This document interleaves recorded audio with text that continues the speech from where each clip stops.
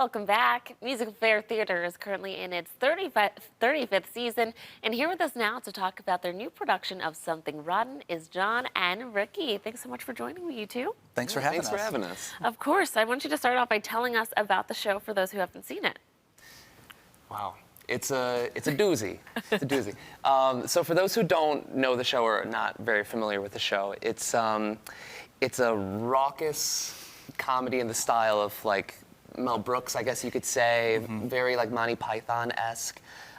It is a musical that loves musicals. So throughout the show, you're going to find references and throwbacks and just like non-stop gags that are showing love to musicals of the past and musicals that influenced the show. Okay, very cool. Absolutely, and the Something Rotten does refer to Something Rotten. The idea is that these are contemporaries of Shakespeare who are it's sort of an underdog story, competing against Shakespeare for audiences and for fame and for a little bit of money. But we play two brothers who are the head of this ragtag group that attempts to unseat Shakespeare as the dominant troupe of the era, I guess. Yeah, tell us a lot more about your characters. Sure. So we, like John said, are two brothers. John's character is a playwright, and my character is a poet. So the two of them kind of put their heads together to try to, like you said, sort of overthrow Shakespeare. Big feat. It's a big feat. It's a big feat, and they do their best. But I can say for my character, he's very shy, very bashful, very sort of kept to himself until he meets someone in the show that helps him come out of that shell. I see. Yeah. Okay. Let's talk about some of the obstacles that your characters face in this production. So right off the bat, the two of us are orphaned brothers, and we have to head to Stratford or to, in order to sort of make a new life after our parents have died.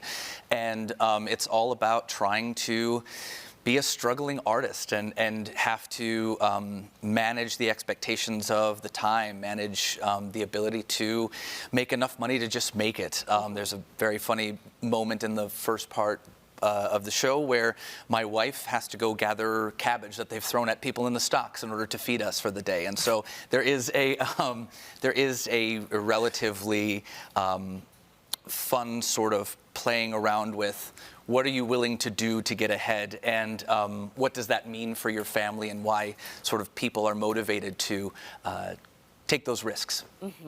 What is it like to perform Something Rotten, considering it's never been done locally before? It's awesome.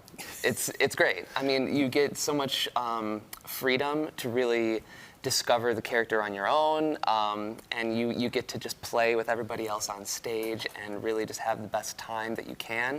It's nice not feeling the pressure to sort of influence your character off of anything that's already been done.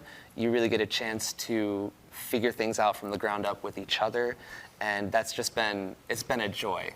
It's been so much fun. Because you guys told me Something Rotten hit Broadway in 2015, right? I think so. So, yes. For Broadway shows, relatively newer, but had made a killing. Yeah. Yeah. Yeah, really, and I think part of what makes it so fun and I guess appealing to every audience is that there are so many references throughout the show to other musicals, to Shakespeare plays, to all of these things, and they sort of get mashed up in a way that really invites in, I think, a lot of different audiences all at the same time. And so I think that no matter who you are, you're going to find a reference. You're like, oh, that's that thing. Or, oh, I heard that. Oh, that's from this show. And there are a lot of nods to all of these different shows and these different eras. And so it really does kind of get into this very cool space where you can be listening and you go, I think that's from, and you're right. Yeah. You're just absolutely right. That was a nod to other great shows of the past. How would you describe the music of this production?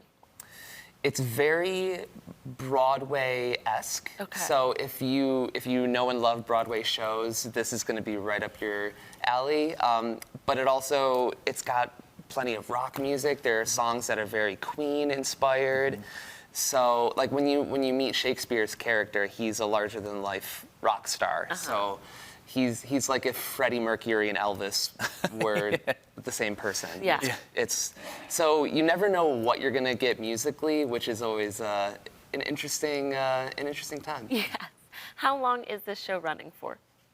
We close December 8th. Okay. But we do shows Wednesday through Sunday. The holiday week for Thanksgiving is a little bit different, but usually Wednesday through Sunday, 2 on Saturdays, Sunday matinee, and then on that holiday week, we're not doing a show on the Wednesday or the Thursday, but we do have a show on the Friday, and then 2 on Saturday and 2 on Sunday for that week. So there's plenty of tickets left for that holiday weekend especially. So if you've got family back in town and you want to have just a nice time out of the house for everything to sort of settle down there, that might be a good option for you. That's a great idea. Well, Yeah. thank you guys so much for coming in and telling us more about this production. Viewers, you can find tickets and more information to the show by visiting MusicalFare.com or by calling the box office number right there on your screen. Thanks again for coming in. Thank Thanks you. for having us.